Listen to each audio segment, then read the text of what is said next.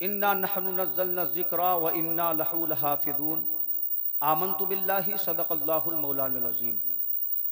अल्लाह ने कुरान मजीद में इरशाद फरमाया, बेशक हमने कुरान को नाजिल किया और हम ही कुरान की हिफाजत करने वाले हैं। बेशक। तो पता ये चला कि जिस चीज की हिफाजत की जिम्मेदारी रब ने ली हो उसे न कोई मिटा सकता है न खत्म कर सकता है। और अल्लाह ने इस अंदाज में कुरान की हिफाजत का इंतजाम किया कि हमारी कौम के छोटे छोटे बच्चों के सीने को कुरान का जुज़दान बना दिया। और अगर आदमी कुरान को सलीके से पढ़े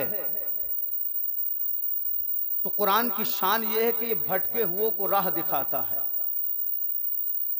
कुरान वो है जो प्यासों को ईमान की सरफराजी और बुलंदियों का रास्ता दिखाता है। कुरान वो है कि जो मुस्तफ़ा सल्लल्लाहु अलैहि वसल्लम का मोजज़ा है। और हकीकत तो यह है कि मुस्तफ़ा जाने रहमत सल्लल्लाहु अलैहि वसल्लम की अगर सबाने हयात को पढ़ना हो तो कुरान को पढ़ लें। अब आप देखें रब्बे काबा ने कुरान शरीफ में क्या अजमतें रखी। अगर आदमी कुरान पाक को दिल से लगाए तो सवाब भी मिलता है, कुरान पाक को दिल से लगाए तो रूहानी व जिस्मानी अमराज की कुरान शिफा भी बनता है। अल्लाहु अकबर। आप जानते हैं जब आदमी कलाम पाक को दिल से पढ़ता है, जब आदमी कलाम पाक को दिल से लगाता है, आका करीम सल्लल्लाहु अलैहि वसल्लम की बारगाह है। आपके एक सहाबी मुस्तफ़ा जाने रहमत सल्लल्लाहु अलैहि वसल्लम की बारगाह में हाजिर हुए और हाजिर होने के बाद अर्ज करते हैं, या रसूल अल्लाह, आज मैं अपने घर में कलाम पाक के नुस्खे को पढ़ रहा था। या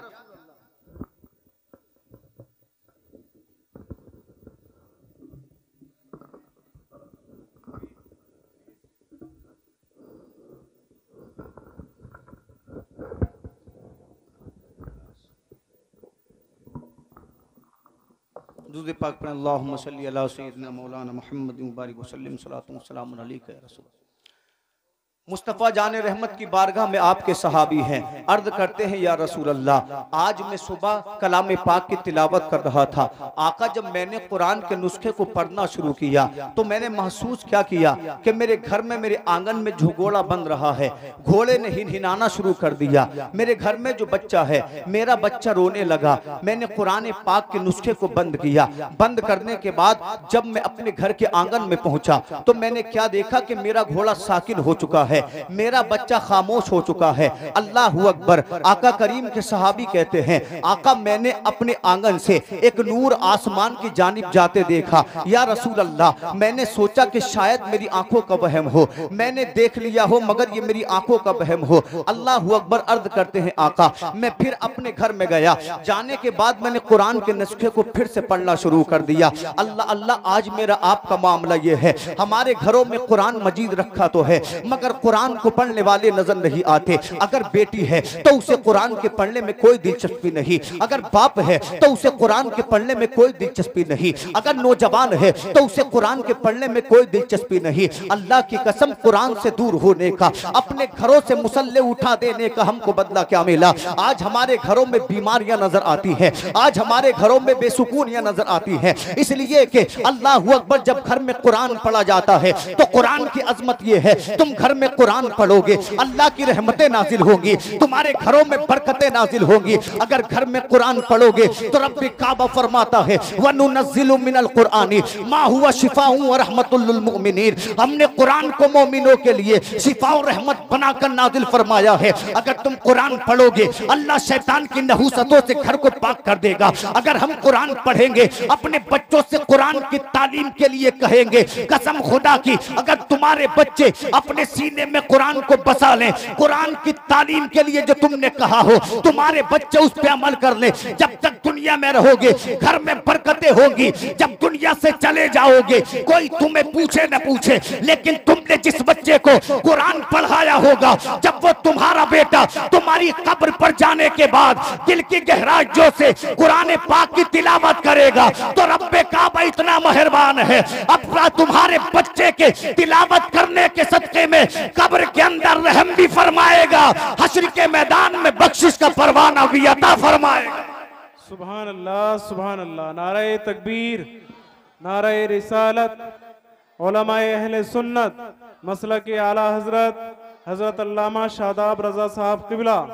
सुभान अल्लाह, सुभान अल्लाह, सुभान अल्लाह। मुसलमानों, आज संग बुनियाद है मदरसे के लिए, एक दीनी दरसगाह के लिए।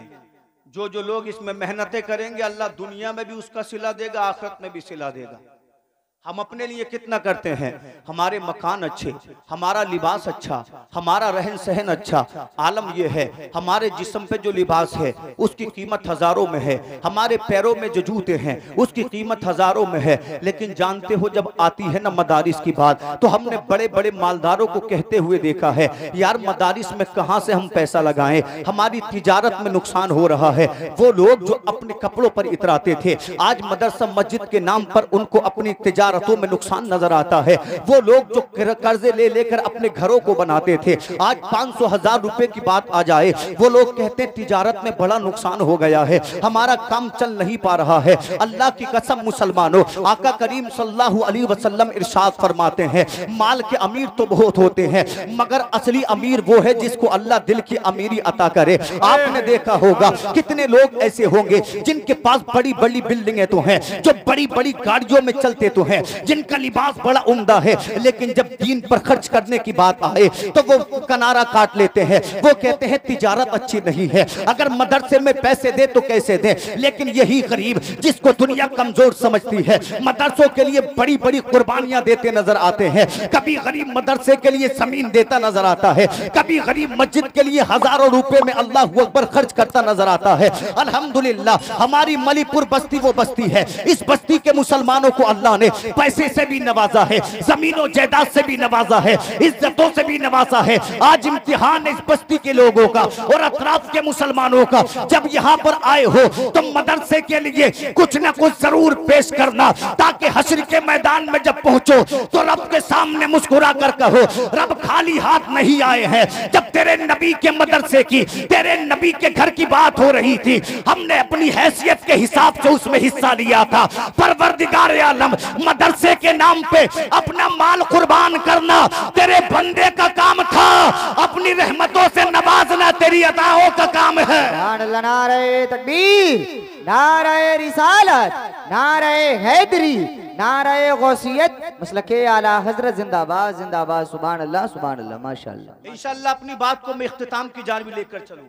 आका करीम सल्लल्लाहु अलैहि वसल्लम का सहाबी कहते हैं, आका जब मैंने दोबारा कुरान के नुस्खे को खोला तो मेरा घोड़ा फिर हिनहिनाने लगा, मेरा बच्चा मेरे आंगन में फिर रोने लगा। मैंने कुरान के नुस्खे को बंद किया, बंद करने के बाद आका जब मैं अपने आंगन में पहुंचा तो मेरा घोड़ा साकिन हो गया, मेरा बच्चा खामोश हो गया। आका 2 बार हो गया और मैंने देखा कि एक नूर मेरे आंगन से आसमान की जानिब चला जा रहा है। अल्लाहू अकबर। कुछ कुरान पढ़ने वाले ऐसे भी होते हैं जिनको अल्लाह के फरिश्ते सलाम कहते हैं, जिनकी तिलावतें सुनने के लिए अल्लाह के फरिश्ते आते हैं। और कुछ कुरान पढ़ने वाले ऐसे भी होते हैं कि कुरान खुद उन पर लानत भेजता है, इसलिए कि वो कुरान को कवायद के एतबार से नहीं पढ़ते, वो कुरान को उस हिसाब से नहीं पढ़ते जो कुरान का हक है। अल्लाहू अकबर। मुस्तफ़ा के सहाबी कहते हैं, आका जब मैंने तीसरी बार कुरान के नुस्खे को खोला, कुरान का नुस्खा खोलने के बाद या रसूल अल्लाह, मैंने जब कुरान का नुस्खा पढ़ना शुरू किया मेरा घोड़ा फिर हिनहिनाने लगा, मेरा बच्चा रोने लगा। मैं अपने आंगन में पहुंचा तो दोनों खामोश थे। मैंने देखा कि एक नूर जमीन से आसमान की जानिब चला जा रहा है। आका करीम सल्लल्लाहु अलैहि वसल्लम मुस्कुराए, नबी ने इरशाद फरमाया, ऐ मेरे सहाबी तुझको मुबारक हो, जब तू कुरान पढ़ता है ना तो दुनियावी मखलूक सुनने नहीं आती, बल्कि तेरे कुरान के पढ़ने में वो कमाल है, वो मजा है, वो अकीदत है। तू कुरान अपने घर में पढ़ता है, अल्लाह के फरिश्ते तेरे पढ़े हुए कुरान को सुनने आसमान से तेरे घर में नाजिल होते हैं। तो लोगों फैसला हो गया, आदमी अगर अपने घर को कुरान की तिलावतों से सजा ले तो अल्लाह के फरिश्तों का नुज़ूल होता है, और जब रब के फरिश्तों का नुज़ूल होता है बलाएं टल जाती हैं, बीमारियां दूर हो जाती हैं, परेशानियां खत्म हो जाती हैं। इसलिए कि कुरान में वो कमाल है जो कुरान को सीने से लगा लेता है। अगर बुरा होता है कुरान अच्छा बना देता है, अगर खराब होता है कुरान बेहतर बना देता है, अगर अदना होता होता है तो कुरान आला बना देता है,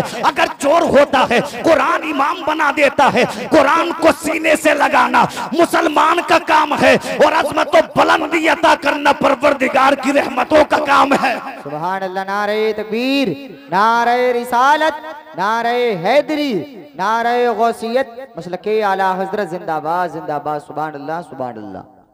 अल्लाहु अकबर। मोमिन आखिरी बात सुने, आका करीम सल्लल्लाहु अलैहि वसल्लम फरमाते हैं जिन घरों में कुरान नहीं पढ़े जाते वो घर कब्रिस्तान के जैसे बर्बाद व वीरान है।